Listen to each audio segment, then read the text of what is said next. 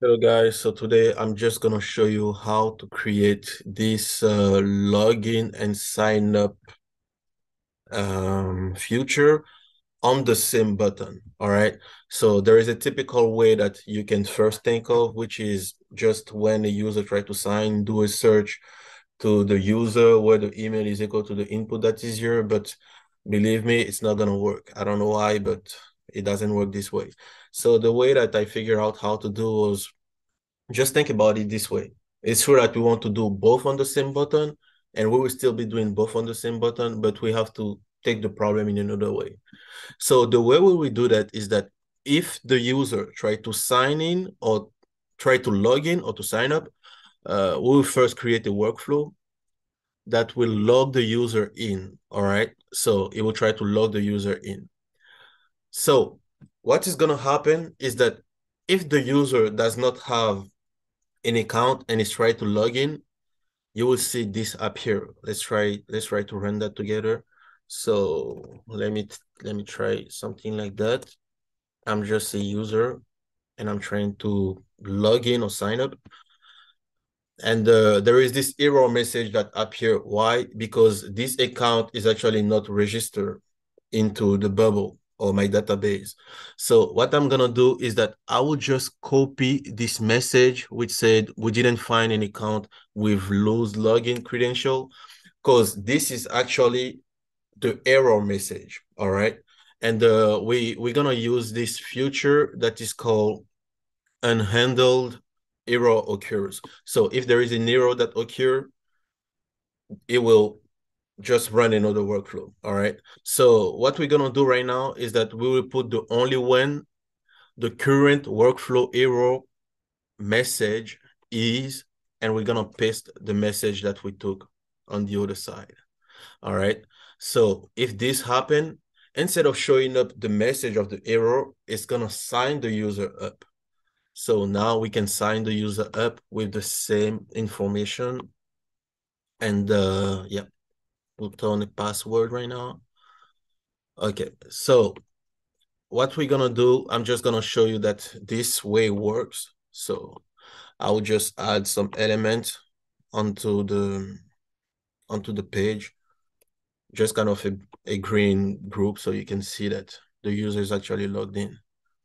All right, so yep, flat color, and we're gonna put it in green. All right, so now what we're gonna do is that when the user is signed up or logged in, we're gonna show this group element. So we're gonna do it both ways, for the user sign up and for the user logged in. So when the user is signed up, we're gonna show this element, show element. I think it's group E, if I remember. Yeah, group E. And we're gonna do another group just right here so we can see it. When the user is logged in, we're gonna show, I think red should be a good color for it. All right. So the first we're gonna just hide, make them invisible and hide them and make them collapse. We're also gonna make this group, okay, collapse. So when we go into workflow, if the user is signed up, is gonna see the green face. If he is actually logged in, it's gonna see the red one. So we just have to come here and show, and we will show the F, which will be the red one. All right. So let's not forget to hide. Okay, we don't have to worry about that. We don't have to worry about that.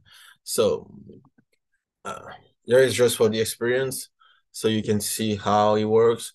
Now we're gonna try to sign a new user up. So what is happening is that I'm entering an email that is not already in the database. And when I try to log in, all right, you can see that it wasn't into the database. First, what was going to happen is that the error message will pop up, but instead of popping up, they just sign the user in because of the workflow that we created behind it. So this is what we get. And right now, if I want to log the same user, if I click on it, since it's already created, it's gonna log them in. So you can see the red group that we created just for the workflow. So now the user is logged in and you can see that red group. So this is set for this chip. It's kind of tricky, as I said, but yeah, I hope that you find this video helpful. And yeah,